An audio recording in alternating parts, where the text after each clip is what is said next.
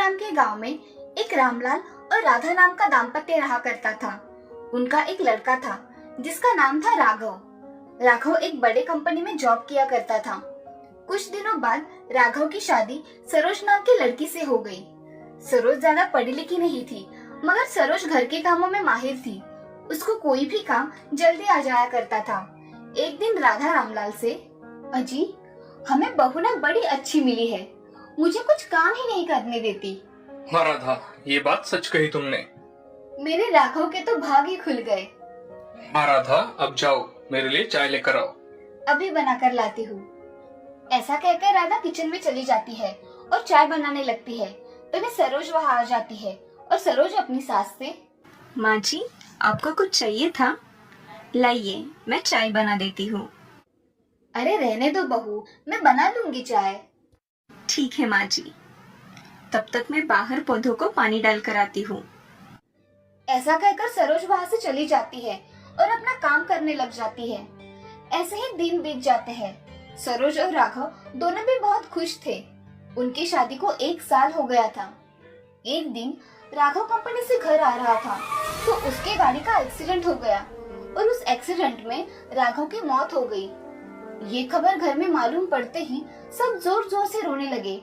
उनके घर में तो जैसे दुख के बादल छा गए। कुछ दिनों बाद राघव का सब कार्य पूर्ण हो गया। अब राधा का सरोज के प्रति बर्ताव बहुत ही बदल गया था।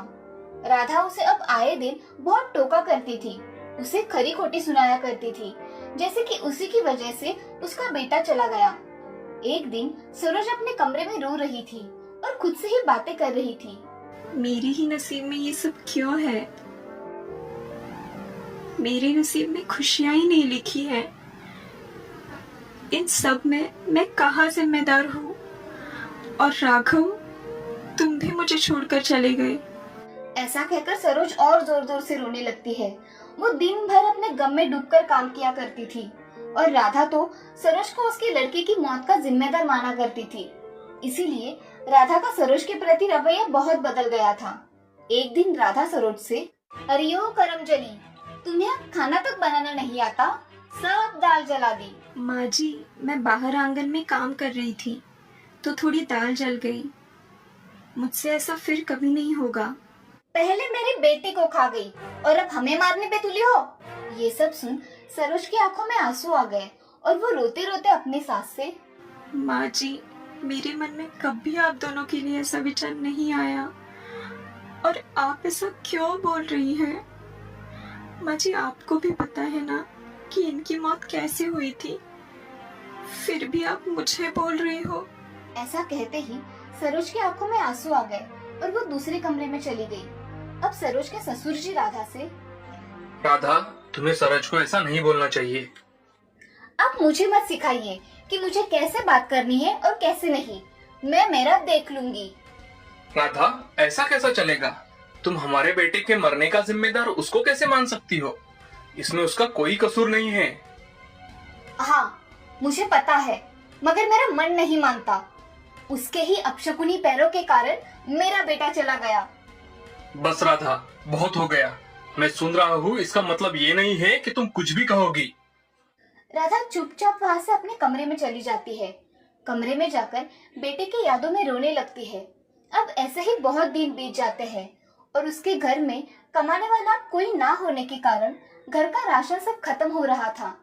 एक दिन सरोज अपनी सासू माँ से, माँ जी हमारे घर का अनाज अब खत्म हो रहा है तो हमें पहले अनाज भरना पड़ेगा। इस घर में एक ही तो था कमाने वाला, वो भी चला गया। मैं तुम्हारे ससुर जी से बात करके देखती हूँ। उनकी बातें सुन सरोज को बहुत बुरा लगा और उसने घर में ना बैठकर घर के लिए कुछ करने का ठान लिया। एक दिन सरोज कुएं पर पानी भरने के लिए चली गई और उधर कुछ औरतें बातें कर रही थी। मैंने सुना है कि हमारे गांव में विधवाओं के लिए कुछ योजना आई है। अरे विधवाओं ने कुछ काम करना अच्छा लगता है क्या? उन्हें सिर्फ घर का काम करना चाहिए। तुम चुप करो रेशमा, मैंने भी यही सुना है। ये योजना ग्राम पंचायत में आई है। कैसी योजना है सुमन दीदी, मुझे भी बताइए। अरे सरोज, हमारी ग्राम पंचायत में योजना आई है, उसका तुम लाभ ले सकती हो। उसके लिए तुम्हें तुम्हारे कागजात लेकर जाना होगा। मैं जाकर देखूंगी। हाँ ठीक है, तुम जाकर देखो।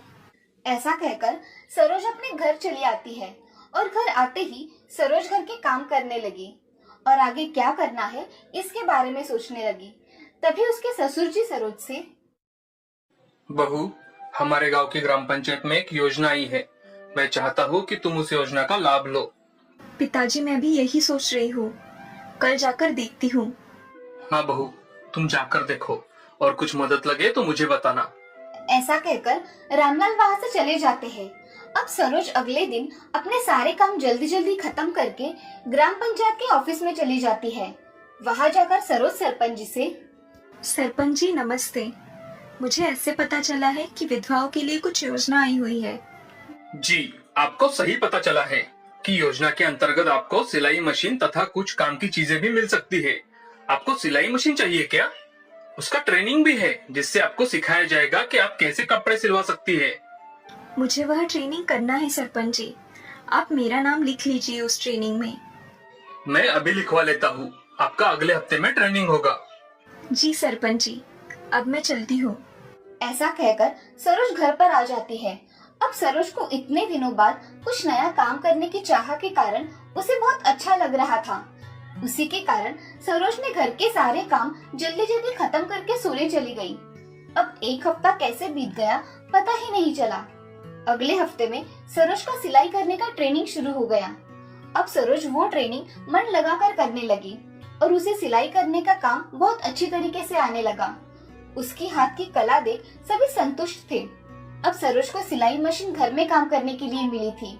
वो सिलाई मशीन देख सरोज उसके पैर पड़ती है और अपना काम करना शुरू कर देती है।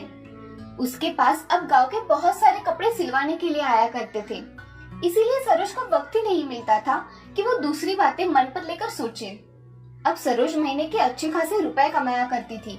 उसने एक महीने के सारे पैसे इकट्ठा किए और अपने सास ससुर जी से, माँ जी, ये मेरी महीने की कमाई है, ये आप अपने पास रखिए। नहीं बहू, मैंने तुम्हें बहुत गलत समझा। तुम सच में हमारी बेटी निकली। मैंने तुम्हें इतना कुछ कहा मगर तुमने मेरा कहना मन में ना लेकर खुद की तरक्की की। नहीं माँ जी, ये सब आपकी वजह से हुआ है। आप अगर मेरे पीछे नहीं खड़े रहते तो मैं ये सब नहीं कर पाती। अरे बहू, तुमने हमारा नाम रोशन कर दिया। सरोज राधा और रामलाल के पैर पड़ती है और अपना काम खुशी खुशी करने लगती है। कुछ महीनों में सरोज ने अपने साथ और कुछ लड़कियां काम करने के लिए रख ली थी और उनके साथ मिलकर सरोज अच्छा काम किया करती थी।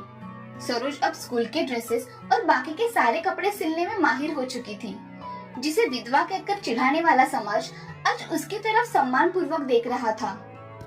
इस कहानी से हमें ये सीख मिलती है कि किसी को भी कभी भी कम नहीं समझना चाहिए और किसी के छुपे हुए सुप्त गुणों को हमेशा वाव करना चाहिए।